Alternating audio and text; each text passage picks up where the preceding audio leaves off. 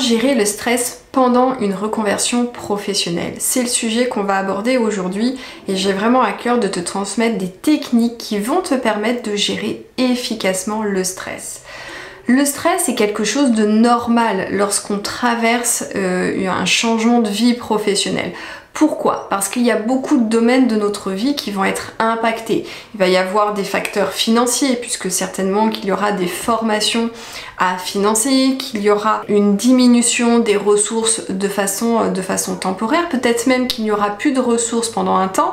Bref, il y a une incidence sur le domaine des finances. Il va y avoir aussi une incidence sur le facteur social, puisque notre entourage ne va pas forcément comprendre pourquoi on décide de quitter la poule aux œufs d'or si tu as un bon poste avec une bonne rémunération pour te lancer peut-être dans l'entrepreneuriat, dans le domaine du mieux-être. Et puis il va y avoir aussi tout ce côté psychologique où il y a beaucoup de peurs qui vont ressurgir, la peur de ne pas être à la hauteur, la peur d'échouer, la peur de se tromper, la peur d'être jugé, critiqué, bref. Les raisons pour lesquelles tu vas ressentir du stress pendant cette période, elles sont normales. Le problème, et c'est important qu'on se dise les choses, c'est qu'aujourd'hui on vit dans une société où la majorité des gens sont stressés. Et en fait, le stress est devenu quelque chose d'habituel, ce qui fait qu'ils ne s'aperçoivent même pas qu'ils sont dans un état de stress de façon chronique, de façon récurrente. Or, notre organisme n'est pas fait pour subir un état de stress de façon permanente. Le stress, il est positif à petite dose ou pendant une courte durée parce que c'est cette montée d'adrénaline qui va notamment nous mettre dans l'action, dans le mouvement. En revanche, lorsque le stress est quelque chose qui est récurrent, qui est une habitude, qui est présent dans notre quotidien, il a immanquablement des conséquences sur notre santé mentale et notre santé. Donc finalement le stress c'est quoi? Le stress est une réaction physiologique, biologique face à une situation, un contexte, un environnement. Donc notre corps se met dans un état de vigilance, d'hypervigilance, pas forcément face à un danger, ça peut être le cas, mais dans les situations que l'on rencontre sur notre lieu de travail, c'est souvent en lien avec une peur. La peur d'être en retard, la peur de faire des erreurs, la peur de ne pas y arriver, la peur d'être critiqué, d'être jugé, etc. Et donc on est dans cet état constant d'hypervigilance parce que il y a cette émotion désagréable qui est la peur qui génère ce stress. Donc le stress n'est ni une émotion ni un sentiment, c'est une réaction physiologique et biologique. Alors, quels sont les signes de stress? Quels sont les symptômes qui doivent justement t'alerter? C'est les difficultés d'endormissement, le fait d'avoir un sommeil qui n'est pas réparateur, la fatigue, une fatigue chronique. Il va y avoir tout ce qui est maux de tête. On peut avoir aussi des douleurs musculaires, souvent c'est au niveau du haut du dos, au niveau des trapèzes. On peut avoir des problèmes digestifs. Ensuite, on va avoir tout ce qui est sur le plan émotionnel. Donc là, on va avoir des signes comme de l'angoisse, de l'anxiété, de l'irritabilité, peut-être que tu as tendance à râler davantage, peut-être que tu es plus négatif ou négative que d'habitude. Il peut y avoir aussi des inquiétudes, mais qui sont pas ponctuelles, qui sont vraiment récurrentes et qui sont constantes. On va avoir des signes qui vont être observables plus au niveau de tes comportements. Par exemple, la procrastination. Il va y avoir le fait aussi de manquer de concentration, que ce soit dans le cadre de ton projet de reconversion professionnelle ou dans tes fonctions si tu es toujours en poste aujourd'hui. Le fait d'avoir des difficultés à se concentrer, ça peut être un signe de stress. Ça peut être le fait d'adopter des stratégies d'évitement pour ne pas réaliser complètement une tâche. Donc ça aussi, ça peut t'alerter. Donc ces signaux, ces symptômes, encore une fois, pour pouvoir les détecter, c'est important de mettre la conscience sur soi. Parce que souvent, on va traverser des périodes de fatigue et puis on va se dire c'est normal, c'est l'hiver, c'est l'été, il fait chaud, il fait froid, bref, on peut se trouver mille et une excuses.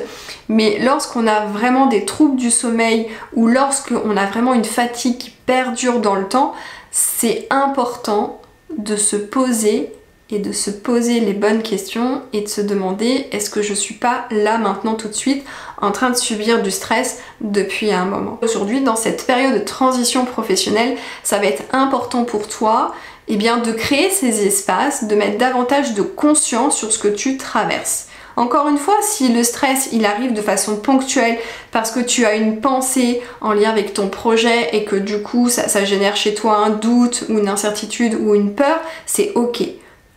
Normal. Par contre, le problème c'est lorsque c'est quelque chose qui dure dans le temps, qui est ce qu'on dit chronique, qui est récurrent, qui est quotidien. Alors j'aimerais te partager 5 techniques qui sont simples mais extrêmement efficaces, qui vont te permettre finalement de gérer le stress au quotidien, de diminuer la pression pour que tu puisses vivre cette période de transition professionnelle de façon beaucoup plus sereine et beaucoup plus en confiance. La première technique que je souhaite te partager, ça va être de tout ce qui est en lien finalement avec la respiration, la relaxation, la pleine conscience. Donc tout ce qui est méditation, sophrologie, cohérence cardiaque, la pleine conscience, ce sont vraiment des choses qui vont t'aider à être davantage ancré dans l'instant présent. Pourquoi? Si le stress est souvent ressenti parce qu'on a une peur, la peur est une projection. Sauf s'il y a un camion qui est en train de te foncer dessus, en règle générale, lorsqu'il s'agit de changement de vie professionnelle, on a des peurs qui ne sont pas rationnelles, parce que notre vie n'est pas en danger. Mais notre cerveau, voulant nous garder en zone de confort, il nous fait croire que, possiblement, notre vie est en danger, ce qui n'est pas le cas, qu'on s'entende. Donc, si aujourd'hui tu ressens des inquiétudes, tu ressens des incertitudes, tu as des peurs, c'est parce que tu es en mode projection, tu es dans le futur. Mais là maintenant tout de suite, à l'instant présent, il se passe rien en fait. Donc ces techniques, elles sont vraiment extrêmement précieuses parce qu'elles nous aident à revenir dans l'instant présent et à arrêter de vivre notre vie toujours avec un train d'avance. La deuxième technique que je veux te partager, c'est bien évidemment l'activité physique. Que ce soit une activité sportive ou qu'elle soit intense ou pas, le fait de mettre ton corps en mouvement, c'est ce qui va te permettre aussi de diminuer la pression. Donc ça peut être la course à pied, ça peut être simplement marcher en pleine nature, dans un parc, si tu vis dans une grande ville, ça peut être de faire du yoga, du pilates, bref, c'est important de bouger son corps pour encore une fois lâcher le mental, lâcher prise et redescendre dans son corps, reconnecter à son intuition et lâcher toute cette pression que l'on peut se mettre, toutes les attentes que l'on peut avoir dans le cadre d'un processus de reconversion professionnelle. Donc on bouge son corps pour retrouver de la sérénité et de la confiance et diminuer la pression du stress. La troisième technique, ça va être de s'amuser. Je trouve qu'on met trop de pression en fait dans notre vie. Quand on devient adulte, certes, on a des responsabilités, mais on oublie que la vie, en fait, le sens même de la vie, c'est de suivre notre joie. Et quand on est comme ça dans un projet de changement de carrière, ce qu'on veut, c'est retrouver du plaisir, c'est retrouver de la joie dans ce que l'on fait, c'est aimer ce que l'on fait. Donc le fait de se reconnecter au jeu, ça peut toi aussi t'aider à redescendre la pression du stress. Donc autant que faire se peut dans ton quotidien, implémente des moments où tu vas être dans le jeu, dans l'amusement, où tu vas rire. C'est ce qui va te permettre de lâcher prise et du coup de diminuer la pression quant à ton stress. La quatrième technique, ça va être de réduire tout ce qui est les zones d'ombre et les incertitudes. Finalement, c'est une invitation à préparer beaucoup plus en amont notre reconversion professionnelle. Les zones d'incertitude, c'est par exemple tout ce qui va concerner nos finances. Si aujourd'hui tu changes de métier, tu vas avoir le sentiment de reprendre ta carrière depuis le début et par voie de conséquence, le salaire ne sera certainement pas le même. Quand tu décides de quitter le salariat pour l'entrepreneuriat, même chose, il va y avoir un laps de temps pendant lequel il va falloir que tu crées ta propre richesse. Donc il y a des incertitudes sur tes capacités et donc quand tu vois ces incertitudes, quand tu vois ces zones d'ombre, ça te permet d'identifier les bonnes stratégies, les bonnes actions qui vont te permettre tout simplement de réduire aussi le stress que tu peux ressentir lorsque tu es dans cette projection-là. Donc on se prépare, on planifie et on identifie toutes les zones d'ombre, toutes les zones d'incertitude par rapport à son projet de reconversion professionnelle. Et la 5e technique, c'est de développer son intelligence émotionnelle.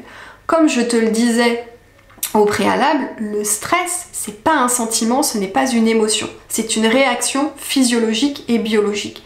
Ça veut dire que à la base, en amont, tu ressens des émotions désagréables qui te font ressentir ce stress. Donc plus tu développes la conscience de toi, plus tu vas être à l'écoute de tes émotions, plus tu vas les accueillir, plus tu vas les reconnaître, les nommer, les laisser te traverser, et plus tu seras en capacité finalement de rediriger ces émotions pour qu'elles ne t'impactent pas. Une émotion désagréable, au même titre qu'une émotion agréable, ce qu'elle a besoin, c'est d'être ressentie pleinement. C'est une messagère. Et le stress, généralement, on le ressent lorsqu'il y a un cumul d'émotions désagréables. Et en fait, on les écoute pas. On fait comme si il ne se passait rien. Mais à un moment donné, le corps, lui, réagit. Donc, l'intelligence émotionnelle, elle a beaucoup de bénéfices parce que toi, tu vas faire ce travail d'écoute, de ressenti, de savoir où se situe finalement cette émotion désagréable dans ton corps, de pouvoir l'accueillir pleinement dans cette partie de ton corps.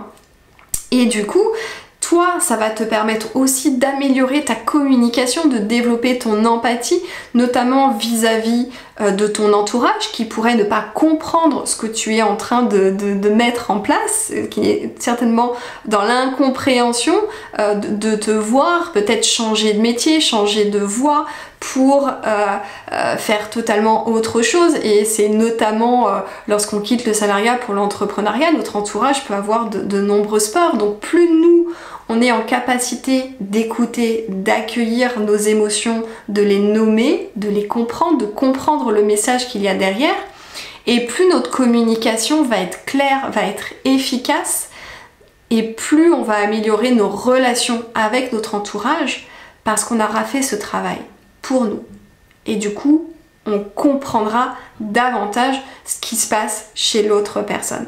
Donc les bénéfices, ils sont énormes à développer notre intelligence émotionnelle. Et c'est ce qui fera aussi que dans ton quotidien, le stress prendra beaucoup moins de place. Et que tu vivras cette transition professionnelle avec beaucoup plus de sérénité et de confiance.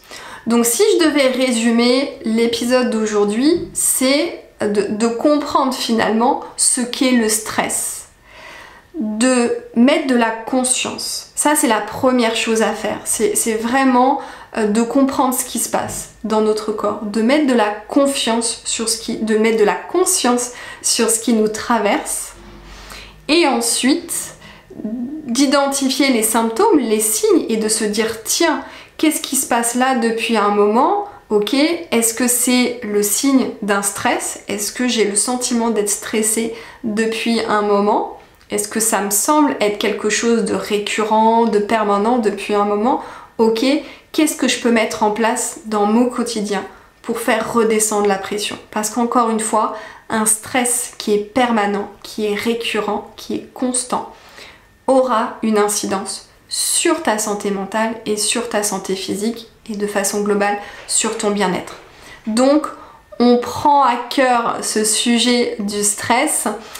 et on met en place dans son quotidien des techniques qui sont vraiment très simples mais qui sont hyper efficaces, qui vont te permettre vraiment de vivre cette transition professionnelle, encore une fois, avec plus de sérénité et de confiance, parce que n'oublie pas que ce que tu vis aujourd'hui, que ce désir de changer de voie professionnelle, de te réinventer, de t'aligner davantage, oui, c'est challengeant, mais ça ouvre de très belles perspectives, de très belles opportunités. Donc c'est ça qu'on veut. Donc on met en place des stratégies, des actions pour pouvoir vivre cette période d'inconfort de façon beaucoup plus fluide.